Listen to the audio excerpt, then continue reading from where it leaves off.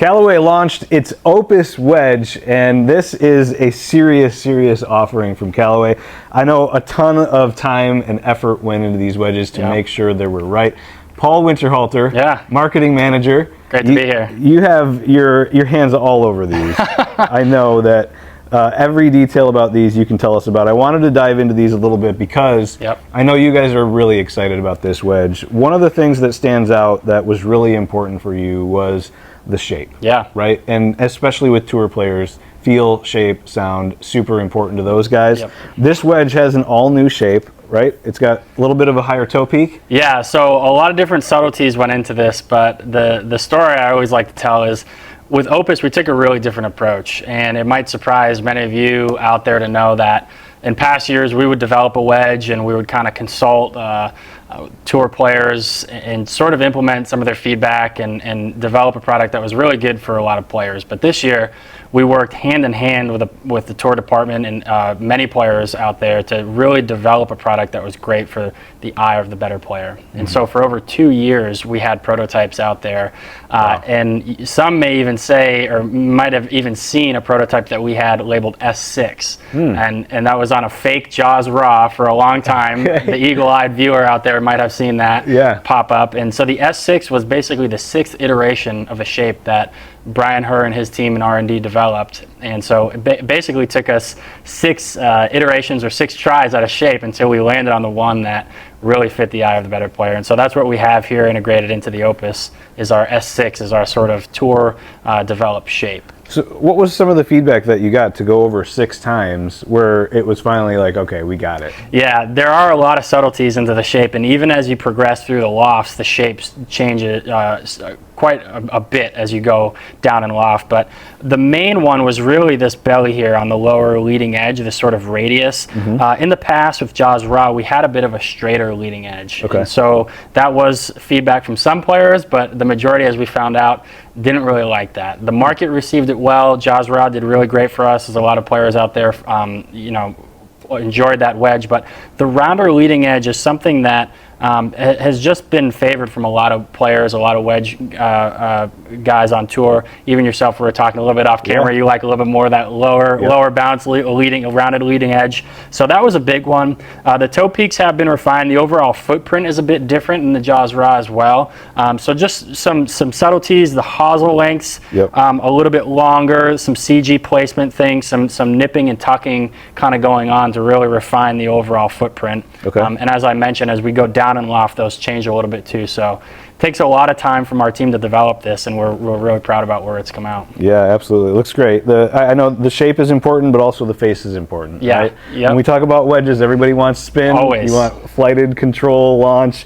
What goes into the face on here? You have some new technology, spin gen face technology. That's Did I get that right? You did get that right. Actually, brownie points on that one. So we've got it on the face sticker there, so you guys will see that at retail. It's spin gen face technology. You're absolutely right. And so what this is we've always had the most aggressive groove in golf. That sharpest groove angle, the groove wall in there. What we're doing is essentially 3 things on the face. We're adding 3 additional grooves in the sand and lob wedges. So we're tightening the pitch between the grooves. So we're taking what we already have is the most aggressive groove and just putting more of them on the face. That alone would get us better spin results, but we didn't stop there. We added an enhanced surface roughness, so it's a face blast that we're doing. It's a treatment on the face that essentially we're blasting a medium on the face to sort of get a gritty texture like on the face to kind of enhance that grab on the ball as you kind of strike it.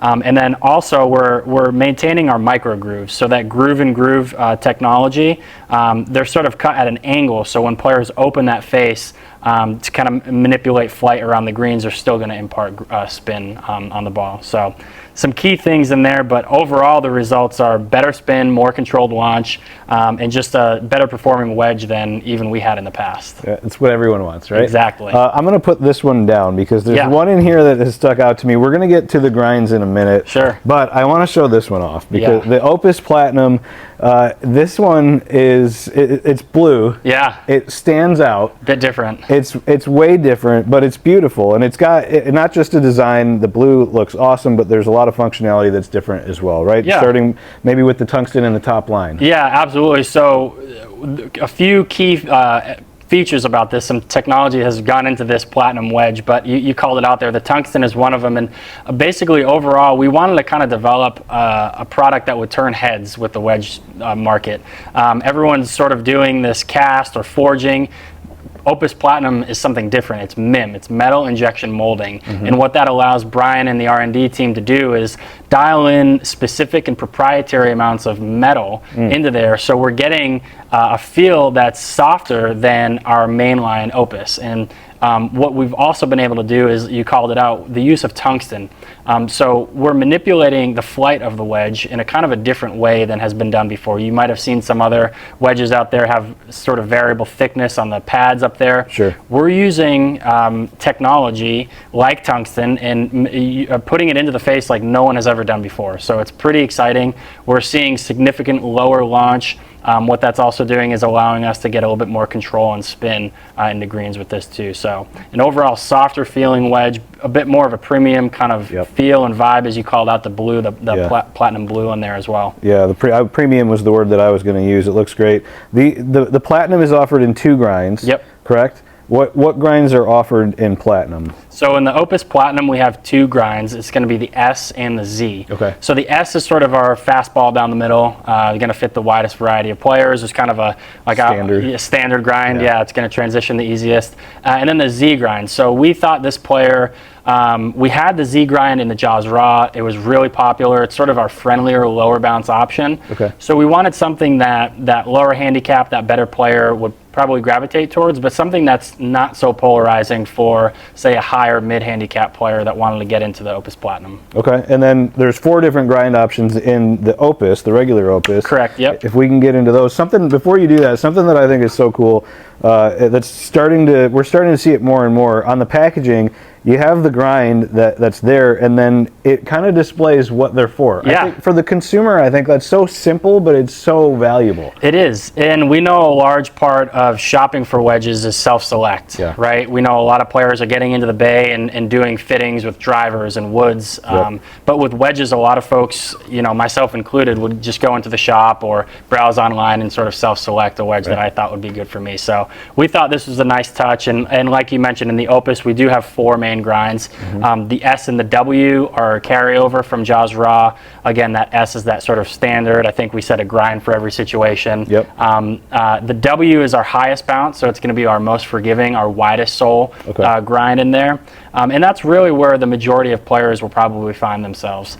On the other spectrum, we have the lower bounce options, a C and a T.